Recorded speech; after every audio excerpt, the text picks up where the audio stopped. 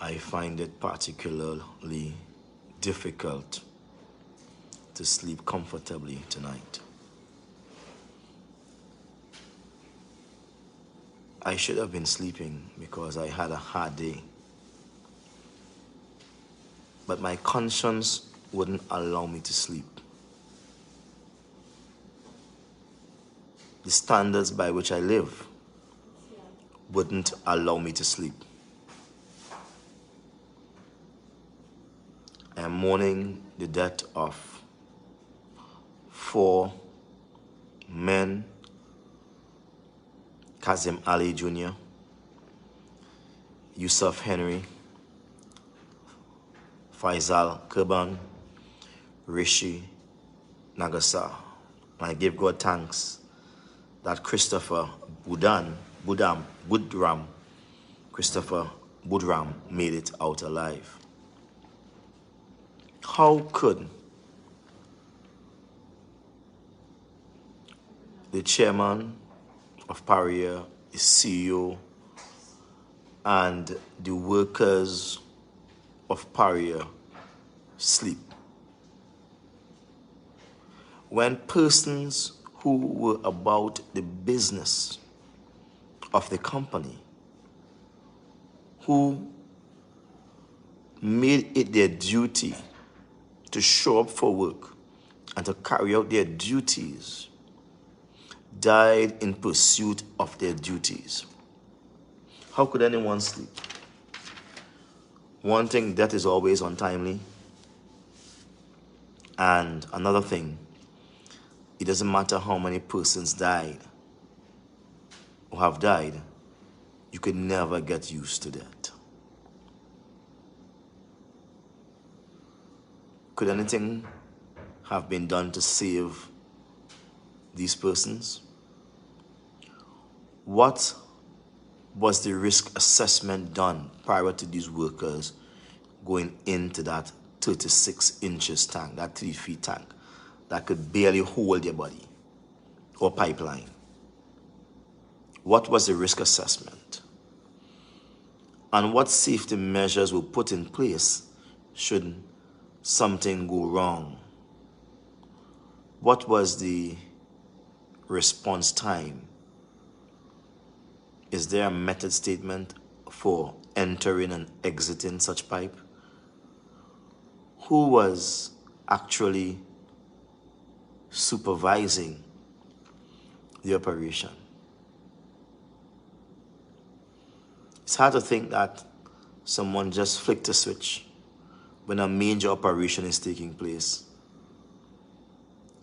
That would have cost 4 persons: Kazim Ali, Yusuf Henry, Fazul Kurban, Rishi Nagasa, their lives.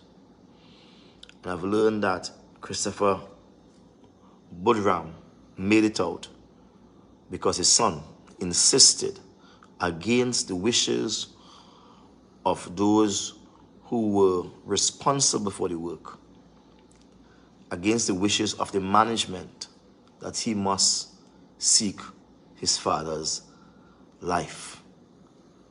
And after some 3 hours, he would have gone in.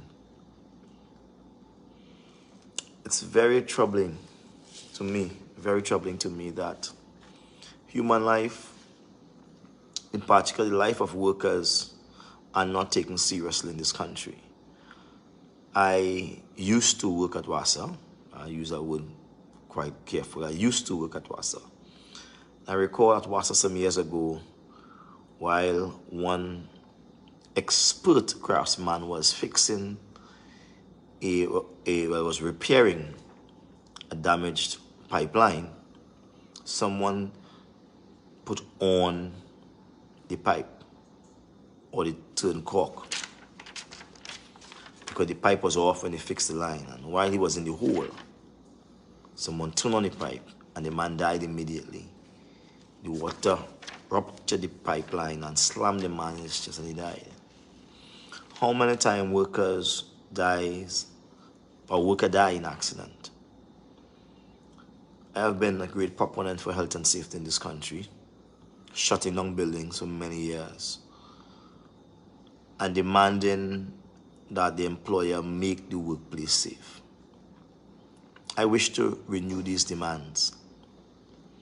You cannot take a person's life as if it's toilet paper to be used and flushed down the toilet.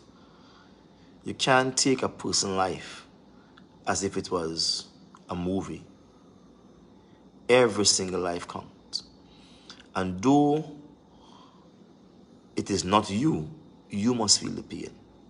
You must ask yourself, what happened to that son who expects his father to come home? Or that father who expects his son to come home? Or that wife that expects her husband to come home? What happens? What happened to the bills that are left unpaid and the mortgage that will now be due at the end of the month? If there is no insurance, who takes care of that? Who minds the family? Is Paria at all responsible? There are serious and troubling issues. Does the state take responsibility beyond the grave? Or do they implement some technique that will find them loose from the court, escape, and they continue? We as a people have to stand up and mourn the death of these 4 workers. They were not skylarking. They were doing their jobs. It is the management who did not do their job. While these workers are working, management ought to put everything in place to protect these lives of the workers on the job.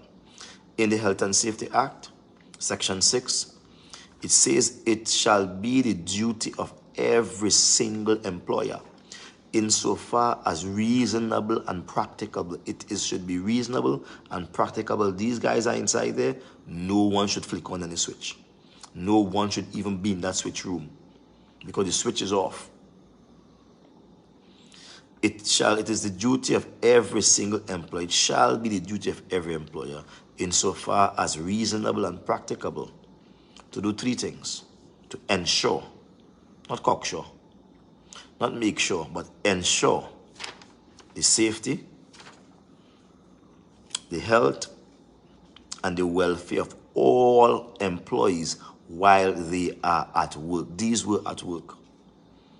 Did the employer fail? Yes, the employer failed in his duty for protecting his employees. I want to appeal to the workers of this nation. Please, if you are entering a situation and you think it's unsafe, do not enter. You have the right to refuse. Do not think that by taking risk, putting a life on the limb, that the employer loves you more. If you die, you will be replaced. It's your family that will miss you most. Tonight, I will find it difficult to close my eyes. Because when I think of these 4 workers in particular, that in the name of work, they entered a small pipe, 3 to 6 inches, this size. And they didn't come back out alive. I mourn. What were their last thoughts? What were the thoughts of the employer as he learned that these persons were trapped in the pipe since Friday, and Saturday they were still there? Sunday they were still there. What were his thoughts? Is it that the employer was ensuring that these persons died before he got involved, and so he pronounced that they may all be dead now? Is it good enough? Do we turn a blind eye to that? To the family of Kazim Ali Jr., Yusuf Henry, Fazul Kurban, Rishi Nagasa, I offer my condolences as the Deputy Chief Secretary on behalf of all Tobagonians. As the political leader of the PDP, I offer my condolences on behalf of all of Trinidad and Tobago, the working class. And I ask you to reach out to me if there is anything you think I can do to help. We need to share each other's burdens, and I am willing to share whatever aspect I could share to ensure that justice is brought. This must not be some cook up something, No, it must not be a cook up something. We want justice because justice is the only thing that could satisfy us in the face of our laws. Justice must prevent this sick joke from repeating itself.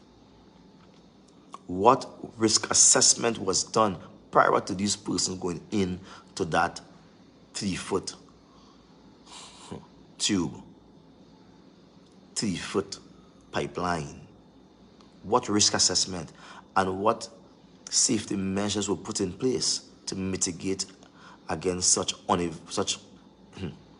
dangerous event? I rest my case tonight, and I ask you people, do not place your life at risk. I've seen workers die in my own 2 eyes in front of me, and I've seen them replaced the next day. I've seen people come to the funeral, and I've seen the work continue. Too many workers have died in the name of good worker. It looks unsafe. You feel as if your life is being threatened by the situation. Please stay away. I'm no longer in the PSA. I can no longer defend you from that level. But as a politician, I have a right to protect the interests and welfare of citizens in this country. I have a right to ensure the social contract is upheld, and I will do that. So tonight, I doubt I will get a comfortable night rest at this late hour. I'm concerned about Kazim Ali Jr., Yusuf Henry, Fazul Kurban, Rishi Nagosar. What were their last wishes? I will tell you. Their last wishes were to return to their family safe. And those who were in charge prevented that from happening. They spent all of Friday night there, all of Saturday, and Sunday they declared them dead. How did they know that? I thank you, Facebook. We need to stand up in this country. We need to stand up in this country. Too many nonsense is happening, and we allow them to turn the page as if these persons' life did not matter. I thank you, and continue to support the family. If you know any of these family members, continue to support them. It's a huge loss, and a huge loss for the working class. Good night, my love, all the bad.